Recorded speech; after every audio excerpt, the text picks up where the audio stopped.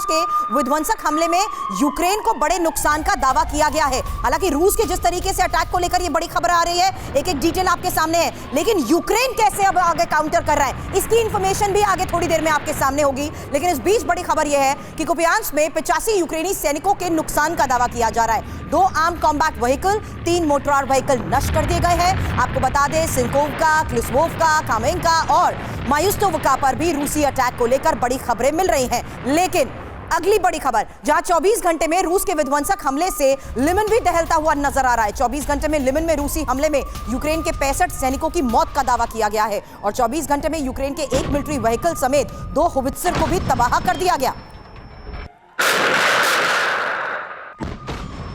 24 घंटे में लिमन पर हुए अटैक से नुकसान पर रूस की तरफ से किया गया दावा, जहां रूस ने फाइटर और आर्टिलरी से लिमन पर ताबड़तोड़ हमले किए हैं।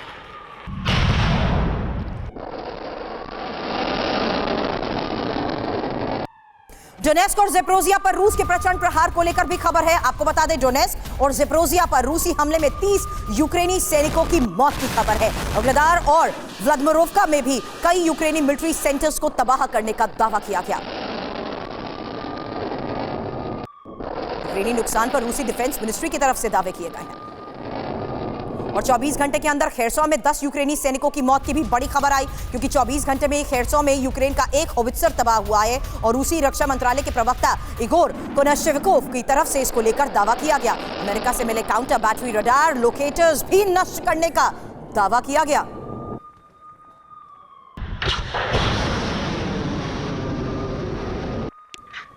और रूस की खेरसॉ और निपेत्रोवित्स्क पर बमबारी को लेकर भी खबर है। रूसी हमले में खेरसॉ के कई घर तबाह हो चुके हैं और रूसी हमले में 6 बिल्डिंग्स और 6 निजी घर, यानी आम लोग जिस तरीके से इसकी चपेट में आ रहे हैं वही तस्वीरें सामने आ रही है। 2 गैस पाइपलाइन, बिजली आपूर्ति इससे पहले जिस तरीके से टारगेट की जाती थी वो पूरी तरीके से ठप हो चुकी है। लेकिन ये पिछले कुछ घंटे पहले की तस्वीर आपके सामने है, जहां लगातार हो रही बमबारी में आम लोग तो अब इसकी चपेट में हैं, उनके आशियाना भी पूरी तरीके से नष्ट हो चुके हैं। चर्चा करने से पहले आपके सामने कुछ इंफॉर्मेशन रखना चाहेंगे, क्योंकि 24 घंटे में 24 प्रदेश जिस तरीके से अंडर अटैक, उसको लेकर खबर है। 24 घंटे से यूक्रेन के 24 प्रदेशों में एयर रेड अलर्ट है। 24 घंटे में ही रूसी बॉम्बर्स, वॉरशिप और सबमरीन से अटैक को लेकर बड़ी खबर आई है। खबर कुपियांस्क से आई, जहां 24 घंटे में 85 यूक्रेनी सैनिकों की मौत हुई।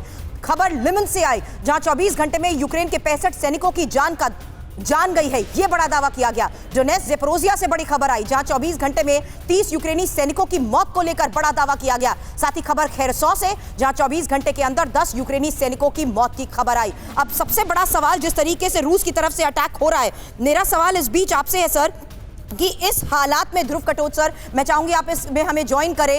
इस हालात में क्या रशिया अपनी रणनीति पर कामयाब रहा कि जो मौसम का रुख बदला स्प्रिंग होते हुए मार्च अगस्त की अपनी स्ट्रैटेजी को, क्या वो वाकई अब अमल में ला पाया है? धन्यवाद सुरभि। देखिए, मेरे अपने विचार से जो रशिया की स्ट्रैटेजी है वो बिल्कुल सीधी सादी है। उनको बताया गया था कि जैसे स्प्रिंग का सीजन आएगा तो यूक्रेन की तरफ से ऑफेंसिव होगा। एग्जैक्टली। तो उस ऑफेंसिव से पहले से ही उन्होंने अपना ऑफेंसिव शुरू कर दिया है। और जहां से वो समझते थे कि यूक्रेन की तरफ से ऑफेंसिव आ सकता है, उन टारगेट्स को उन्होंने टारगेट किया है इस समय पर। इससे पहले जनरल साहब ने बताया, मैं उनसे बिल्कुल सहमत हूं। देखिए, इस समय पर जो उनके लॉजिस्टिक एस्टैब्लिशमेंट्स हैं, उनके जो फाइटिंग व्हीकल्स हैं और उनके ट्रूप कॉन्सेंट्रेशन है, एमुनिशन कॉन्सेंट्रेशन है, वो टारगेट करेंगे। ये जरूरी बात है कि यूक्रेन की तरफ से भी इस प्रकार के हमले आएंगे, लेकिन मेरे अपने सोच विचार से सबसे जरूरी हमला जो हो रहा है वो बाखमुत में हो रहा है। और एक बार बाखमुत क्लियर हो जाए तो लड़ाई का रुख मुझे लगता है काफी हद तक बदली हो जाएगा। इसीलिए यूक्रेन की तरफ से यही कोशिश हो रही है कि वो किसी न किसी तरह से बाखमुत को होल्ड ऑन करे। यानी जो बात आप कह रहे हैं उसके तहत कहना गलत नहीं होगा कि पुतिन अब काउंटर ऑफेंसिव का कोई मौका देना ही नहीं चाहते हैं। इसीलिए ये बड़े दावे अब किए जा रहे हैं रशिया की तरफ से कि कैसे अब वो डोनेस्क में भी यूक्रेन को अब तक का सबसे बड़ा नुकसान पहुंचा चुका है।